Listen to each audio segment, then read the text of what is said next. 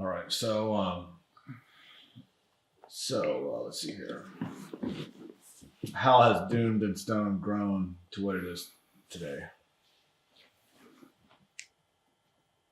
So Doomed and Stone has grown into what it is today, which is a website with a robust social media arm and adjacent um, events, which we call showcases, and then now 3 annual festivals through a slow process of just being willing to try something different, being willing to say, why not? And it started with the first time a band said, hey, you want to interview us? And I'd never interviewed a band before. We didn't even have a proper website. We just had a Facebook page. And that led to my first interview. And then it led to other people seeing what we were doing, saying, hey, I'd like to do that too. And it became a very DIY thing at its core that other people could kind of plug into, contribute to, and that ground up growth and participation has been really important for Doomed and Stone over the years, because it's put me in contact with photographers, videographers, album reviewers, podcasters, you name it, promoters, record labels, and most importantly, bands and fans. And together we've kind of grown this thing up, and it has it has a pretty distinct focus on discovering. And I think that attitude of discovery is so important to the website and to what we do, because this is how we train in on new talent that we think the world is going to love.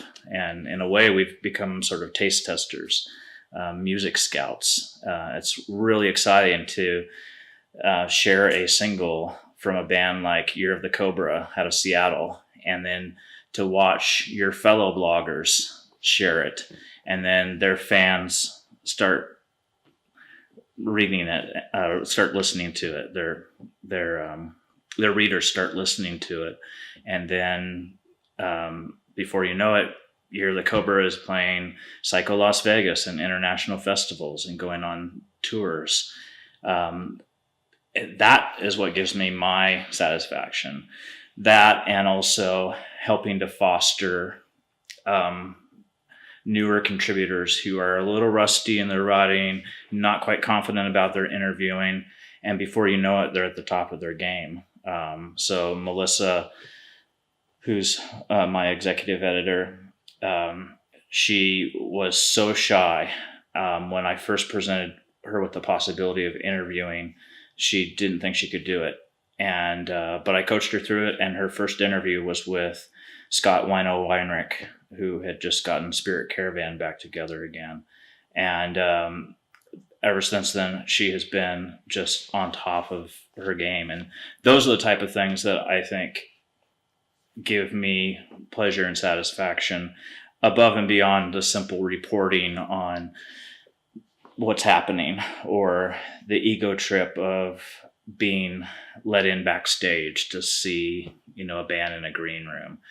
All those things are kind of neat, and there's sometimes even a little friendly competition between other blogs, but it's such a non-factor now compared to what I get out of it, which is discovery, telling stories, giving people a mental picture of what it's like to be at a festival they weren't able to attend, and igniting a hunger inside of them to go to the next one that they can.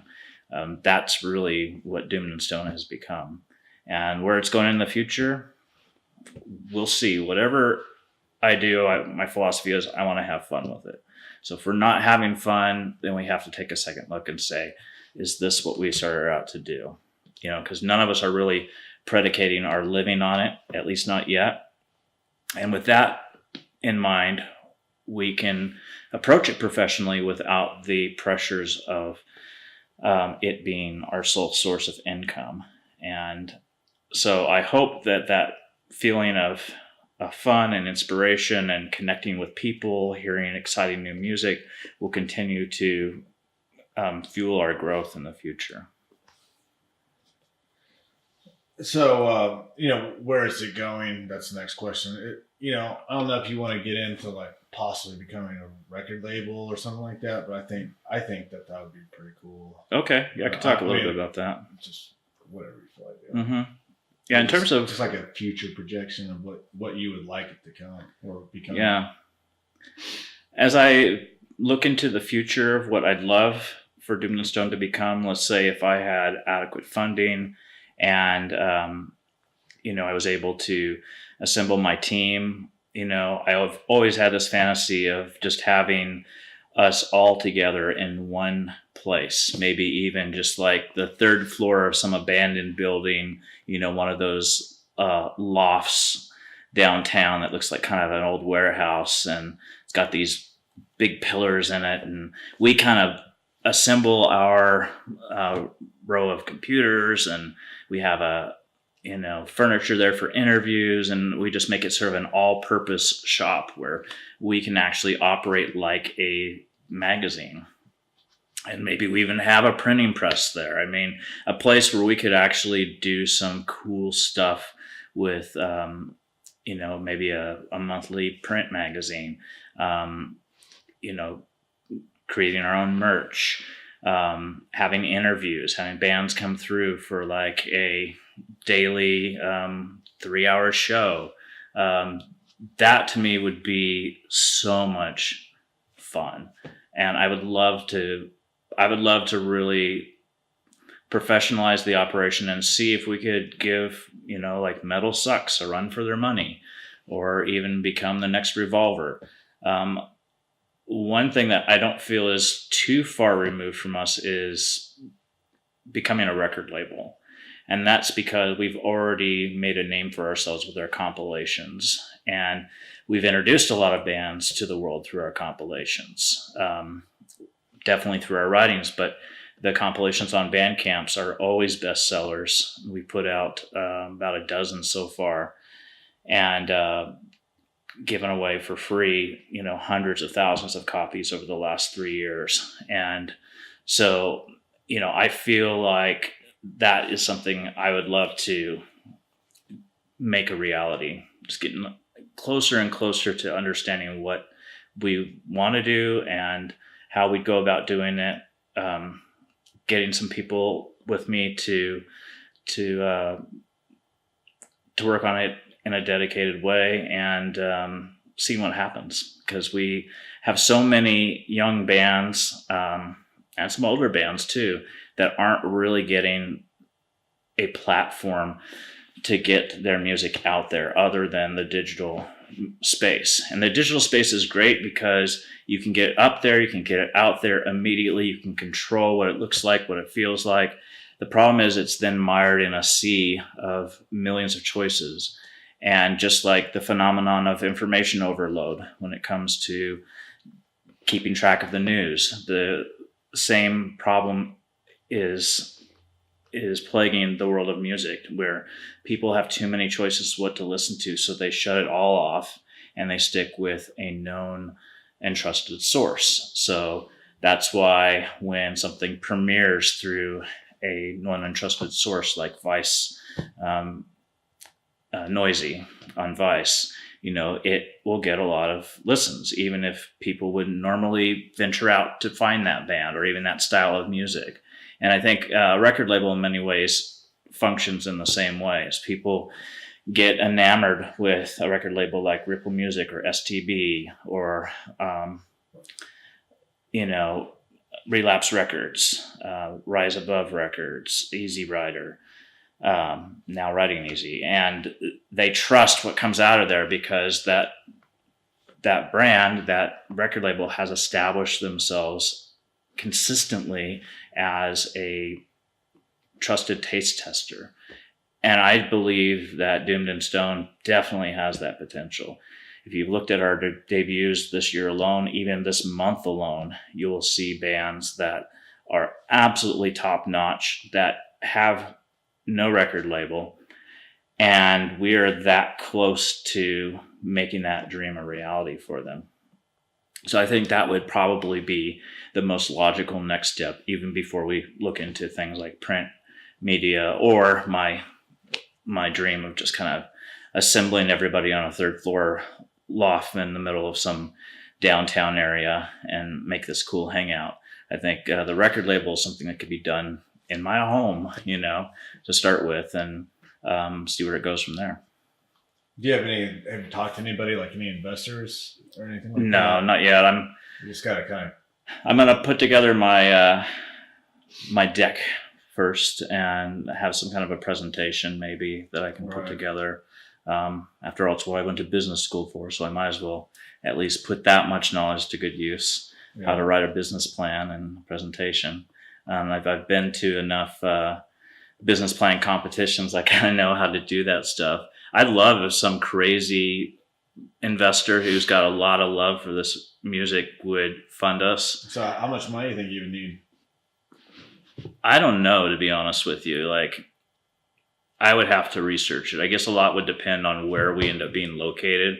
If we were, say, located in Portland in a central area, I'd want to make it a building that could accommodate a lot of the production of the physical things we do, like the record. Not that we would have our own vinyl production there, but you know how it goes. You've got packaging and a mailing operation. Basically, it's like a shipping and receiving. The shipping and receiving wing, yeah.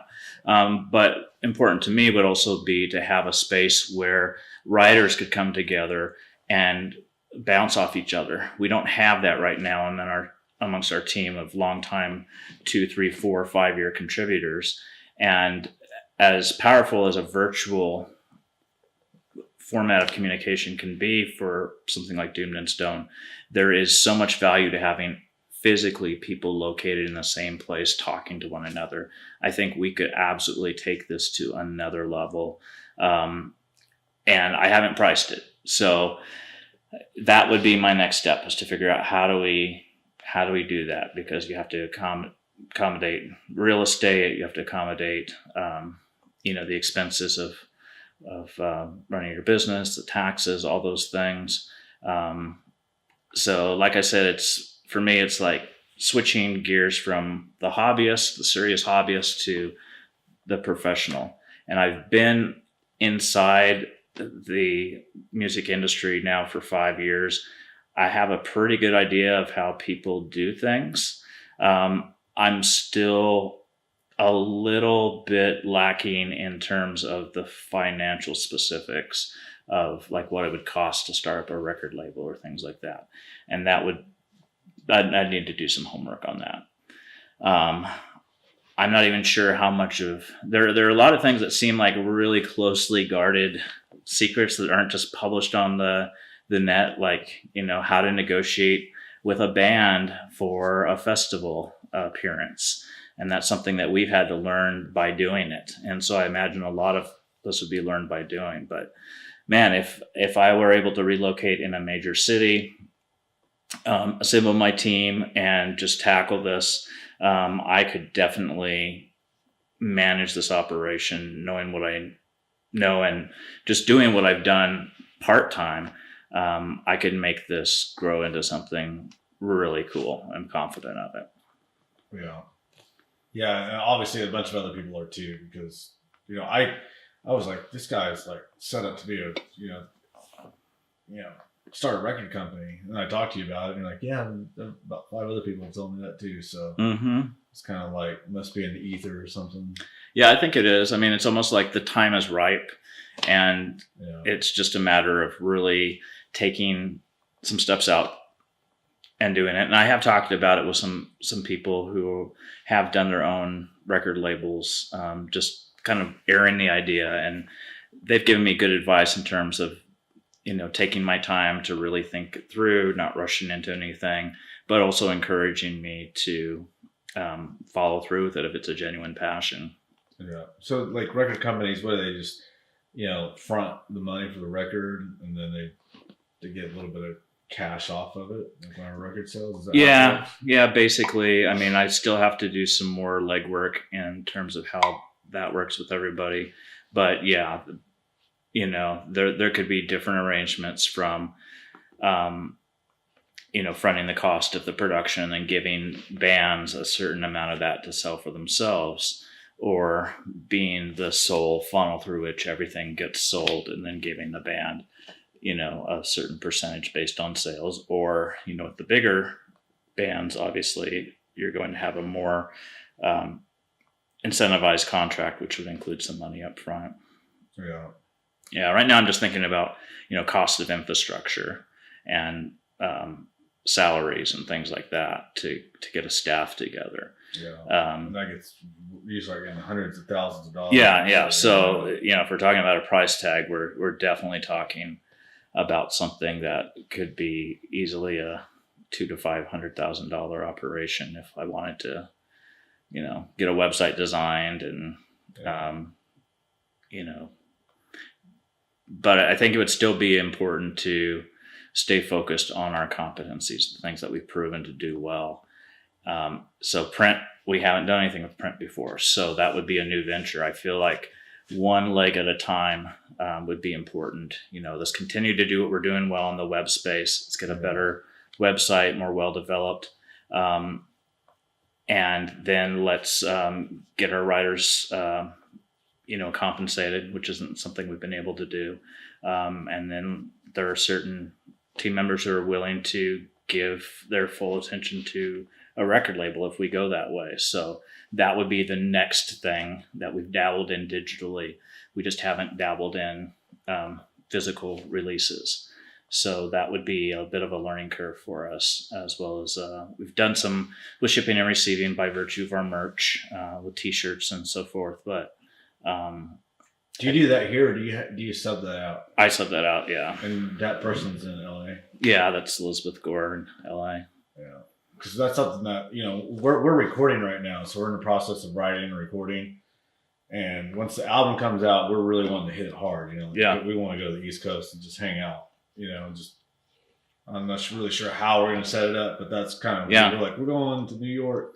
Well, there's nice to have someone help us out on the there are a few in our scene who are starting to specialize in that. I don't know if you are friends with Matt Bacon on Facebook or Instagram. Yeah, I talk to him a lot, but he's got his own business now. I can't vouch for the quality of it or anything, but he's approached us with you know, hey, we'll produce it, we'll even send it out for you. So they would handle everything in-house, from the production to, you know, the shipping and receiving. And that's attractive to someone like me who doesn't really want to be personally as involved in that, because it takes away from my time to write, to interview, to do things that I've put more value in. So I could see that as, I could see his business really growing if he does a good job at it. Yeah. Certainly he seems to know the industry well. He puts out some really good YouTube videos. He's doing what I would advise anybody else who's his age to do, who wants to get into the music industry. You've got to just start doing it. You got to start somewhere, and just, you learn by doing. There's no easy entrance into this world. He always had really sound, you know, straightforward advice too. Yeah. You know, hey, don't be a jackass. Right. Right. Be persistent. Yeah. You know, be cool with everybody. Yeah, and he just organized his first festival this year in New York City. I'm not sure how it went, but, you know, I was impressed with what he did. He wanted to do something with Doomed and Stone earlier in the year, but it conflicted with Maryland Doom Fest, and I didn't really want to run even perceived competition with them, mainly because we just see them as a kindred spirit, and I think it's important. There's going to be some friendly competition in the space, and there was for a long time between us and the Sludge Lord, but we've been. Sludge Lord is a blog based in the UK. Oh, okay. And so there was a little bit of friendly, unstated rivalry, I'd say, more than anything, between the two blogs. But once they started their own record label, we started doing premieres for them, and, you know, there's a lot of goodwill built out of that. So I think you have to show that goodwill and that mutual support whenever possible. And obviously the dynamic can be changed as the dynamics can change as things get bigger. But, with a scene as small as ours,